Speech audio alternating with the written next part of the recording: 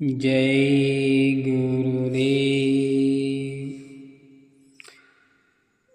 परम पूज्य बाबा जय गुरुदेव जी महाराज ने ढपोल शंख की कहानी सुनाई। एक बहुत गरीब ब्राह्मण थे। उन्हें मुश्किल से भोजन भी मिल पाता था और कभी कभी तो वो भी नहीं। बहुत दुखित थे। एक दिन वो उदास होकर जंगल की ओर जा रहे थे। उसी जंगल में एक महात्मा जी रहते थे। सुनसान जंगल में कुटी देख वो अंदर चले गए।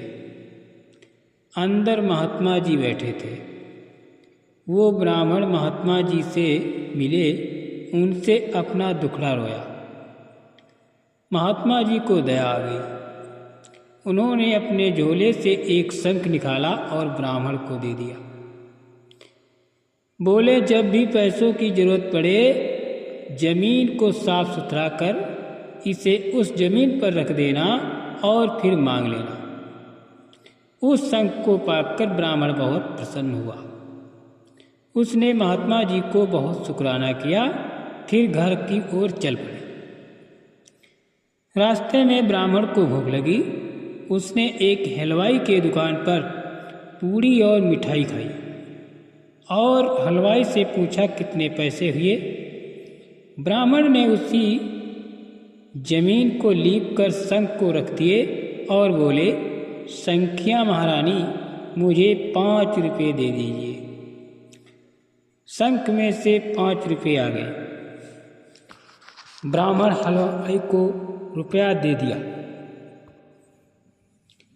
और शंख को अपनी झोली में रख लिया। इस दृश्य को देखकर हलवाई के मन में लालच आ गया। वो सोचने लगा कि मैं इतना मेहनत करता हूँ, तब भी गुजारा ठीक से नहीं हो पाता। ये शंख तो बड़े फायदे वाला है। उसने ब्राह्मण से प्रार्थना किया, महाराज, सूरज ढलने को है, रात्रि में कहाँ भटकेंगे, मुझे एक ब्राह्मण के अतिथि का अवसर दें। ये क्षण बड़े भाग्य से आए हैं। आज आप मेरे घर पर निवास करें, कल आप यहाँ से चले जाएं। दास के ऊपर बड़ी कृपा हुई। ब्राह्मण ने हलवाई का आग्रह मान लिया और उसके घर पर रुक गए।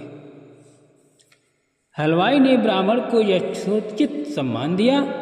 रात में ब्राह्मण जब सो गया तो हलवाई ने ब्राह्मण के झोले से शंख निकाल लिया और उसके बदले में उसी तरह का दूसरा शंखिया रख दिया।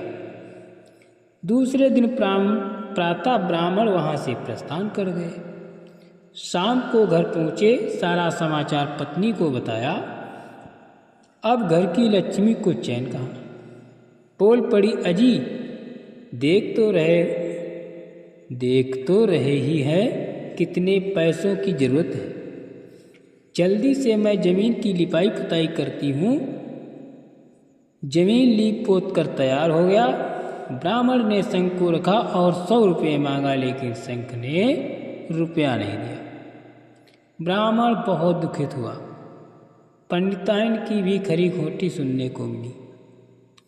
दूसरे दिन ब्राह्मण पुनः उस महात्मा के पास पहुंचा और कहा, बाबा, आपने तो कहा था कि जब भी जरूरत हो इससे कुछ मांग लेना। संख्या महारानी ने एक बार तो दे दिया, लेकिन दूसरी बार रुपये नहीं दिए। महात्मा जी बोले, अच्छा बताओ, रास्ते में कहीं रुके थे? ब्राह्मण अपना सारा हाल सुनाया। महात्मा जी ने कहा कि चिंता मत करो, ये दूसरा शंख ले लो, इससे जितना मांगोगे उसके दूना आवाज देने की आवाज इसमें से आएगी। इससे ले जाओ और हलवाई की दुकान पर इससे मांगना। ब्राह्मण ने शंखिया लिया और प्रस्थान किया।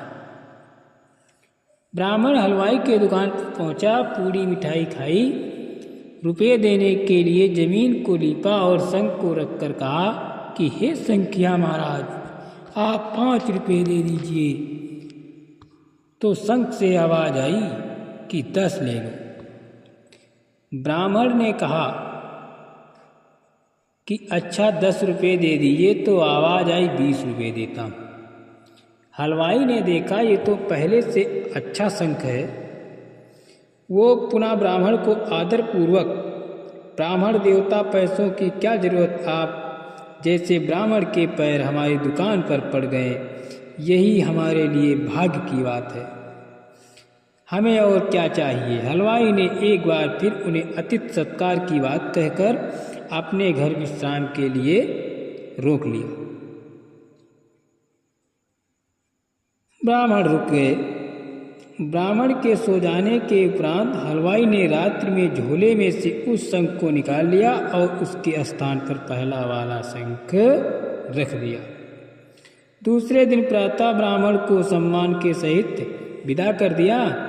ब्राह्मण को अपना शंख मिल गया और वे प्रसन्नता के साथ रहने लगे। हलवाई ने जमीन को लीपा, शंख को रखा और कहा कि हे संख्या महारानी 100 रुपये दे दो। तो आवाज़ आई कि 200 ले लो। हलवाई ने कहा 200 दे दीजिए। तो आवाज़ आई 400 रुपये ले लीजिए। हलवाई ने कहा 400 ही दे दीजिए। तो वहाँ से आवाज़ आई कि 800 ले लीजिए।